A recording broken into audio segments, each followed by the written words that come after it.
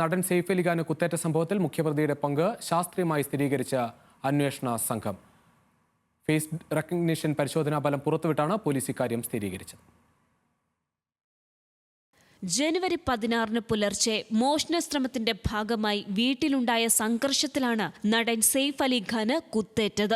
മുംബൈ ബാന്ദ്ര വെസ്റ്റിലെ ഫ്ളാറ്റിലുണ്ടായ ആക്രമണത്തിൽ സെയ്ഫ് അലി ഖാന് സാരമായി പരിക്കേറ്റിരുന്നു. സംഭവം നടന്ന് 4-ാം ദിവസം ഷെരീഫുൾ ഇസ്ലാം എന്ന ബംഗ്ലാദേശി പൗരനെ കേസിൽ മുംബൈ പോലീസ് താനെയിൽ നിന്ന് അറസ്റ്റ് ചെയ്തു. മോഷ്ടാവ് സെയ്ഫിന്റെ വീട്ടിൽ കയറുന്നതിന്റെയും ഇറങ്ങുന്നതിന്റെയും CCTV ദൃശ്യങ്ങൾ കേന്ദ്രീകരിച്ചാണ് അന്വേഷണം നീങ്ങിയിരുന്നത്. CCTV ദൃശ്യം വെച്ച് രൂപസാദൃശ്യമുള്ള മറ്റു ചിലരെ പോലീസ് ആദ്യം പിടികൂടിയിരുന്നെങ്കിലും പിന്നീടാണ് ഷെരീഫുളിലേക്ക് എത്തിയത്.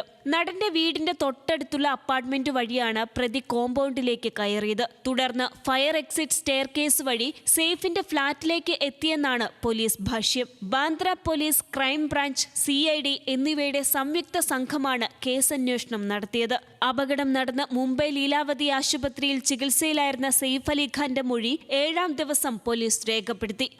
മൊഴിയിലുണ്ടായ വൈരുദ്ധ്യങ്ങളും സംഭവസ്ഥലത്തെ വിരലടയാളവും പ്രതിയുടേതുമായി മാച്ച് ചെയ്യുന്നില്ലെന്ന വാർത്തകളും അഭ്യൂഹങ്ങൾ സൃഷ്ടിച്ചിരുന്നു. തന്റെ മകനെ കേസിൽ കുടുക്കിയെന്നും പോലീസ് ഗൂഢാലോചനയാണിതെന്നും ആരോപിച്ച് പ്രതിയുടെ പിതാവ് രംഗത്തെത്തുകയും ചെയ്തു. എന്നാൽ പ്രതി ഷെരീഫുൾ തന്നെയാണെന്ന് സ്ഥിരീകരിക്കുകയാണ് പോലീസ്. അതേസമയം ഫിംഗർ പ്രിന്റ് സംബന്ധിച്ച് സ്ഥിരീകരണം നടത്തിയിട്ടില്ല. ഫേസ് റെക്കഗ്നിഷൻ ടെസ്റ്റ് ഫലമടക്കം വ്യക്തമായ തെളിവുകളുടെ അടിസ്ഥാനത്തിലാണ് ഷെരീഫുളിനെ അറസ്റ്റ് ചെയ്തതെന്ന് പോലീസ് ആവർത്തിച്ചു. വിരലടയാള ഫലം കൂടി ഉടൻ ലഭിക്കുമെന്നും പോലീസ് വ്യക്തമാക്കി.